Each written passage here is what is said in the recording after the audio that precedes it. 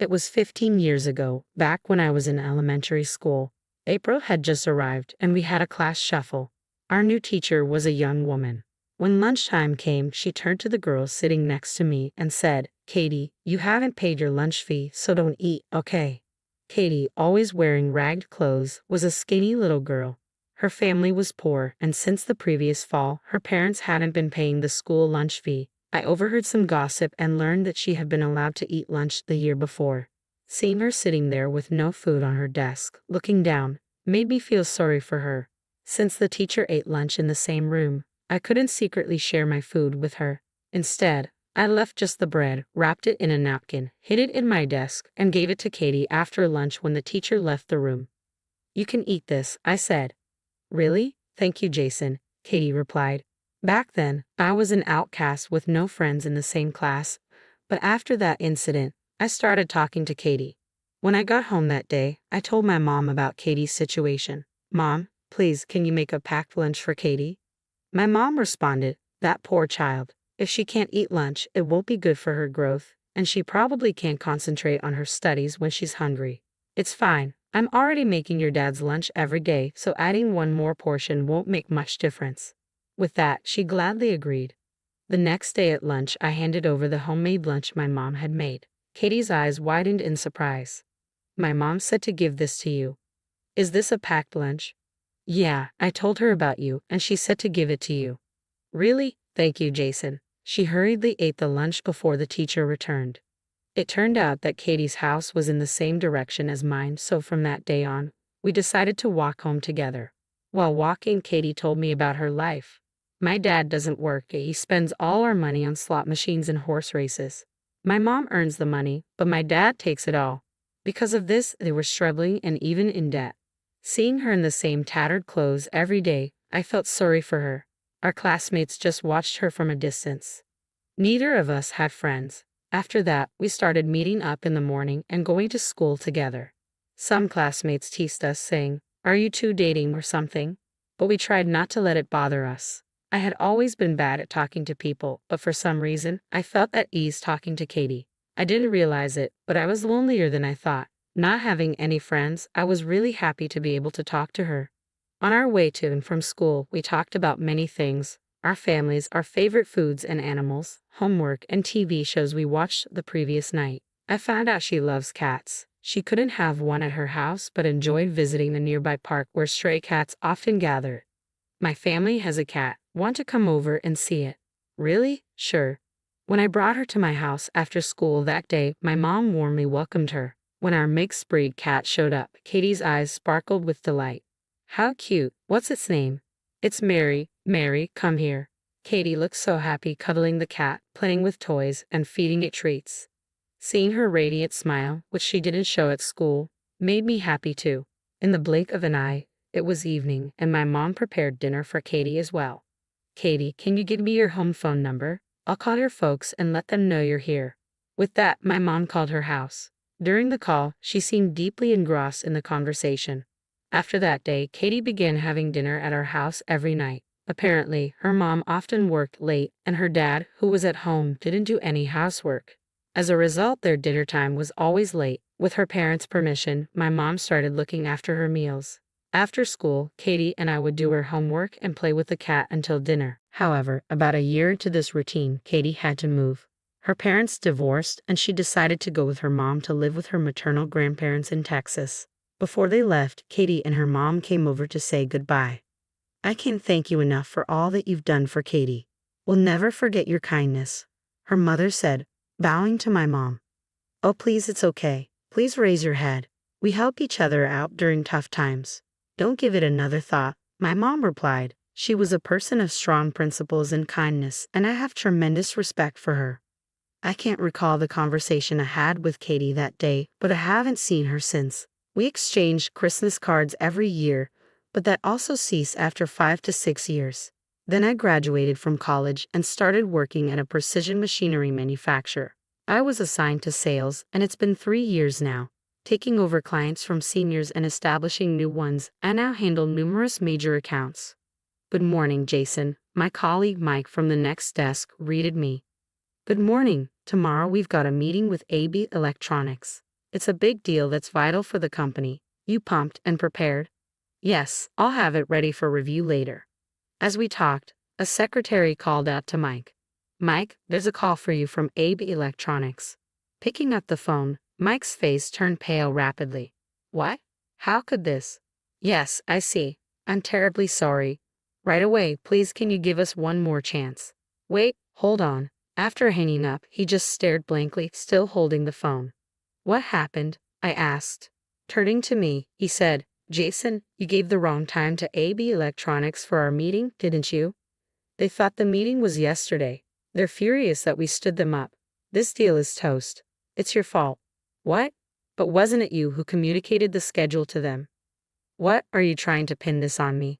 I wanted to throw his words right back at him. To begin with, I hadn't communicated the schedule to the client at all. Mike had arranged the schedule and then informed me about it later, and yet he was trying to blame it on me. Mike reported the matter to his boss, and our supervisor Johnson went to apologize on his behalf. However, they wouldn't listen, and in the end, the deal with AB Electronics fell through. When Johnson returned, he said to me, Jason, what have you done? Because of you, the crucial deal we staked our company's future on has been ruined. How are you going to make this right? But sir, it wasn't me who informed them about the schedule. It was Mike. Enough. No excuses. You've caused harm to the company. Maybe you should consider resigning. That's something Johnson always says when he's angry. Wait, I really don't want to quit. Then bring in a contract worth the same amount as the machine we were going to sell to AB Electronics within 3 days, or you're fired. How could I possibly secure such a deal in just 3 days? I was at a loss for words after hearing Johnson's ultimatum, but then I remembered something. There was a client who was currently considering purchasing the same machine we were planning to sell to AB Electronics. They always tried to haggle the price down, constantly negotiating for discounts. I'd almost given up, thinking they had no intention of buying, but now I had to somehow close the deal with them. I quickly revised the quotation and set an appointment with the client. Upon arriving at their company, a man named Kevin assisted me. I've brought a new quotation today, I said, handing him the quote. Kevin scrutinized it. Can't you go a little lower? I really can't go any lower. We've adjusted the price several times already, I pleaded, putting on a distressed look. Please, Kevin, I'm sure our equipment will be very beneficial to your company. We'll even include regular maintenance. Kevin pondered, crossing his arms. I get what you're saying, but at this price, my superiors might not approve. I personally want to purchase it, but how about I explain the benefits directly to your boss, maybe over a meal or something? That might be difficult. My boss is pretty busy. I'm begging you, Kevin. Please just give me a chance to discuss it over dinner. I pleaded desperately. The machine sells for tens of thousands of dollars. For our company, the cost of a dinner would be insignificant compared to the sale. All right, but my boss is out right now. I'll get back to you another day. That's fine, thank you so much. Kevin saw me out of the conference room. Just then, the elevator opened and an older man entered the office. Supervisor, I wanted to see you. Do you have a moment? Seeing him, Kevin immediately approached. So this is Kevin's superior, I thought. Kevin explained the situation to the supervisor, but to my surprise, the supervisor began to shout angrily. Trying to win us over with a dinner? We've told you countless times if we can't afford it, we can't buy it. If you can't offer a better price, then just leave and don't come back. Did I do something so wrong to be yelled at like this? While I was still in shock, Kevin whispered to me as he nudged me towards the exit. I'm sorry, he is just in a bad mood today. He always lashes out like this when he's upset. It seems the supervisor is quite a difficult character. But without his approval, we won't be able to finalize the deal. If I don't land this contract, I'm going to lose my job. What should I do? As I was racking my brain, I heard the sound of heels clicking down the hallway. Wait, supervisor. I turned around to the sound of a young woman's voice. There stood a beautiful woman in a business suit. Watson, what's up? She quickly approached the puzzled-looking supervisor. I've reviewed the documents too, and I believe that equipment from that company would be valuable for us. Please consider purchasing it. She looked straight into the supervisor's eyes as she spoke. Well, if you say so, Watson. Kevin, move forward with the contract process right away. Supervisor then turned to me and said, That's what I was saying. I was absolutely gobsmacked for a moment. I had no idea what had just happened. So you're saying you'll make the purchase? Yes. Jason can't say no when the boss's daughter asks now, can we? Boss's daughter? As I looked at her, she smiled and said, Jason, long time no see. Don't you remember me? Even though she said that, I didn't recall knowing any Watson. But as I continued to gaze into her face, it felt somewhat familiar. Wait, who are you again? I asked. She spoke up again. Do you remember me as Katie? Katie. Oh, I realized she was talking about the same Katie I used to walk to and from school with and hang out with at my place during grade school. She had changed so much I didn't recognize her. Wow, it's been like 15 years, hasn't it? Yeah, so nostalgic. I saw your name on the business card attached to the documents and thought it might be you. Really? But Watson. Actually, my mom remarried when I was in high school, and I took on the name Watson. Wow, really? Hey Jason, instead of just standing here chatting, want to go out for a drink tonight? Sure, sounds good. Katie and I exchanged contact info and planned to meet for drinks after work. When I got back to the office and reported the good news, my supervisor was taken aback. You really got the contract? Yes, we haven't signed the papers yet, but we got the green light. Great job, Jason. Supervisor was thrilled. Looking over at my colleague, Mike, he seemed uneasy at his desk. After wrapping up work for the day and heading to the bar for our meetup, I found Katie already waiting. Thanks for today. You saved me. I didn't get fired because of you. What are you talking about? As I filled her in, she was sympathetic. It's terrible for a senior to put the blame on a junior like that, huh? Well, thanks to you, the deal went through, so I'm really grateful. Seriously, thanks. Upon hearing my gratitude, Katie shyly smiled. I'm honored I could help. To be honest, I've always been grateful to you for everything. We lost touch after I moved, but I'm glad we could reconnect like this.